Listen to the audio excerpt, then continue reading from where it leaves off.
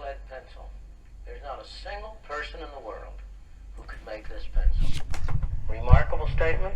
Not at all. The wood from which it's made, for all I know, comes from a tree that was cut down in the state of Washington. To cut down that tree, it took a saw. To make the saw, it took steel. To make the steel, it took iron ore. This black center, we call it lead, but it's really graphite, compressed graphite. I'm not sure where it comes from, but I think it comes from some mines in South America. This red top up here, the eraser, bit of rubber, probably comes from Malaya, where the rubber tree isn't even native. It was imported from South America by some businessmen with the help of the British government. This brass ferrule, I haven't the slightest idea where it came from, or the yellow paint, or the paint that made the black lines, or the glue that holds it together. Literally thousands of people cooperated to make this pencil. People who don't speak the same language, who practice different religions, who might hate one another if they ever met. When you go down to the store and buy this pencil, you are in effect trading a few minutes of your time for a few seconds of the time of all those thousands of people. What brought them together and induced them to cooperate to make this pencil? There was no commissar sending out orders from some central office. It was the magic of the price system, the impersonal operation of prices that brought them together and got them to cooperate to make this pencil so that you could have it for a trifling sum. That is why the operation of the free market is so essential, not only to promote productive efficiency, but even more, to foster harmony and peace among the peoples of the world. Good afternoon. Welcome to Green Bicep. Whoop. Let's get to it. Talking of the pencil. Today this is our week review. We're week number 3. We're going to cover HOPE, Michael Kantrowitz acronym on the cycle. We're going to get into valuations. We're going to get into Chinese growth. On Monday, economic news comes out. Wednesday is housing. Inflation data Wednesday. Housing Thursday. Rig count Friday. And then my updated buy list. Let's just get into it. The updated buy list I put into categories. One is to maintain our buying power. As inflation creeps up, we're going to see, or as quantitative easing increases or money supply gets into circulation over time over the next 10 years, our buying power will continue to drop as it has done since 1970s on quite a lot. So cash or bonds, gold, silver, or Bitcoin, and you can see the signal here is that all these are outperforming. Bonds are outperforming gold, silver, and Bitcoin and cash. This is where the money is moving into, the big institutions. The opening of China, this will perform extremely well as well. And that is the region of Vietnam, Indonesia, Malaysia. Those currencies should do extremely well. They got hammered when dollars flew to the U.S. They left those countries and those countries went. So that reversion to the mean is happening now. Expect that area as China opens up. They should do quite well. Australia likely too. Just that pocket there that supports China. Energy, XOP should do. I added XOP. It's new to the list. Fundamentally, the stocks, the top 10 in there are better than XLE. They're just better stocks in general. So, and price point, it looks like everything's just happening more on that XOP side versus XLE. So I think having exposure to both is important to the opening. Metals and mining, XME. You have uranium exposure, steel exposure, copper exposure. I added U.S. Steel on here and Alcoa because they are both fundamentally just cream of the crop right now. I mean, it's just like phenomenal to see this data. It's just like, it's pretty special when you see stocks and it's just looking so right from a fundamental perspective. Eagle, Bulk, and Golden, same thing, ripe as well. And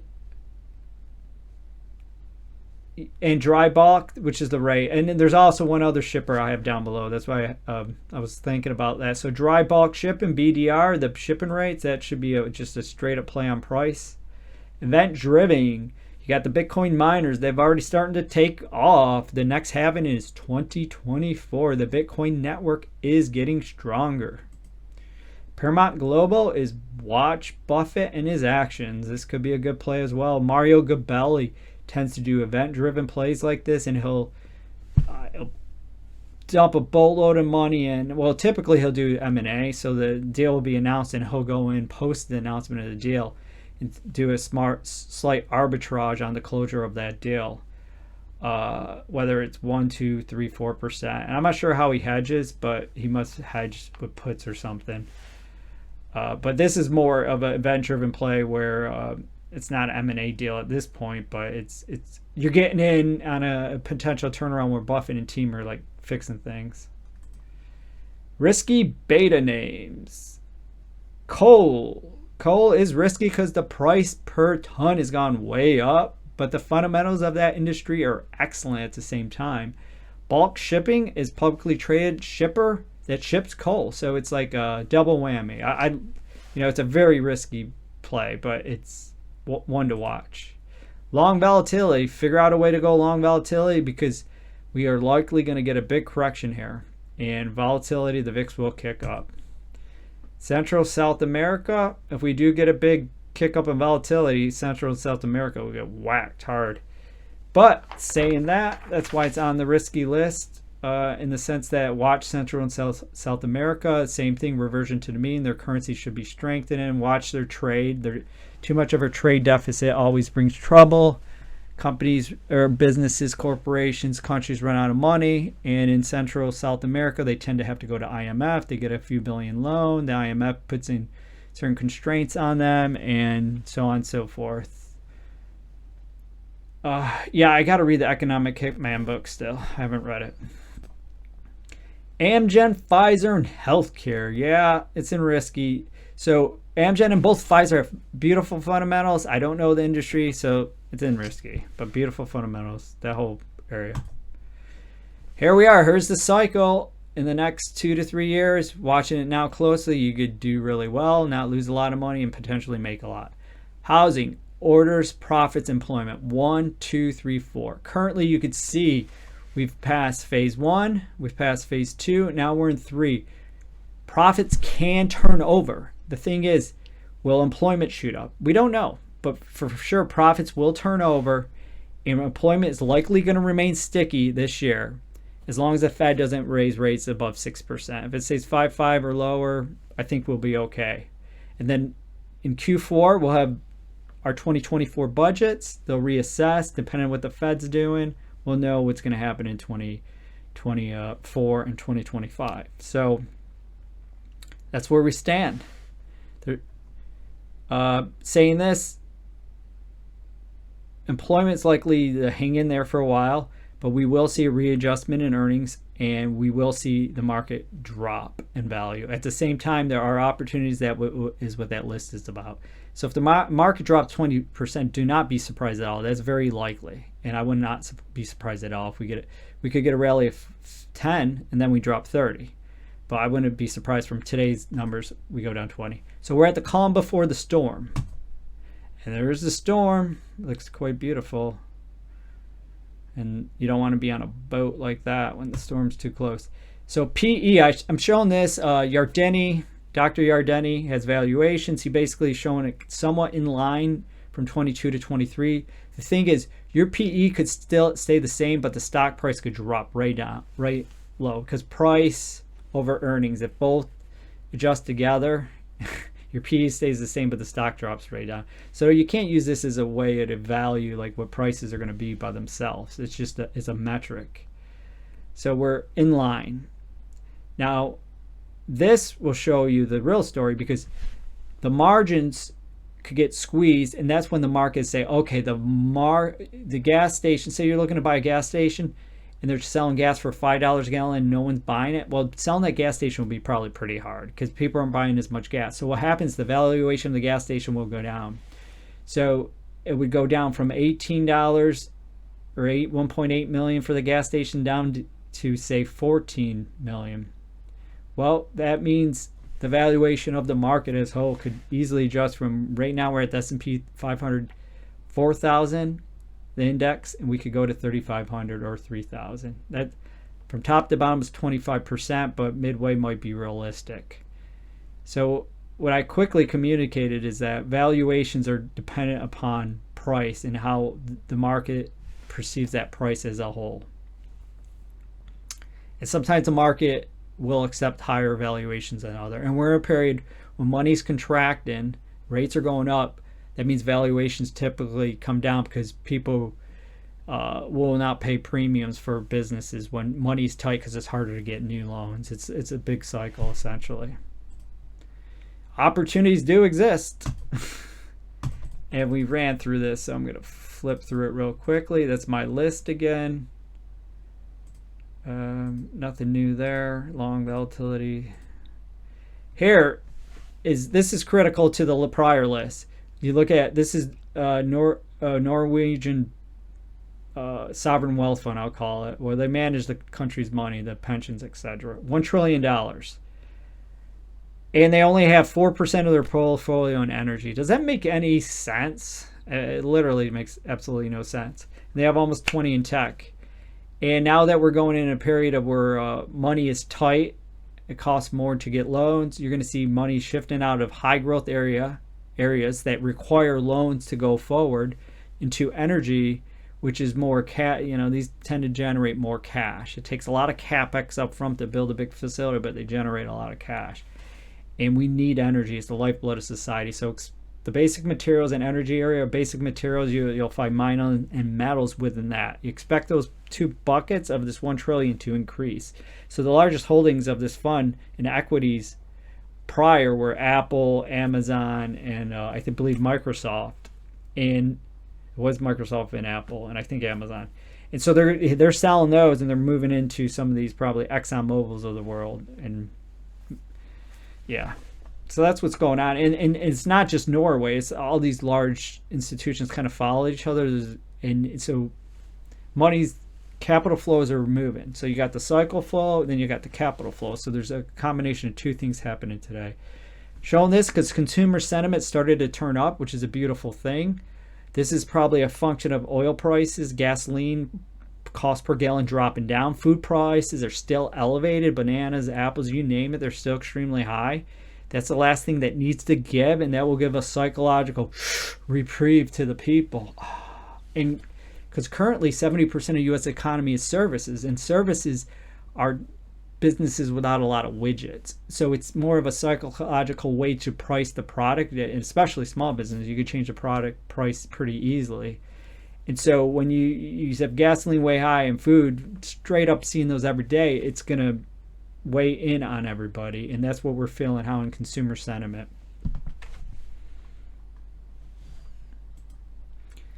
So NAHB, this is housing again. You can see housing looks horrible, not as bad as 2020 yet.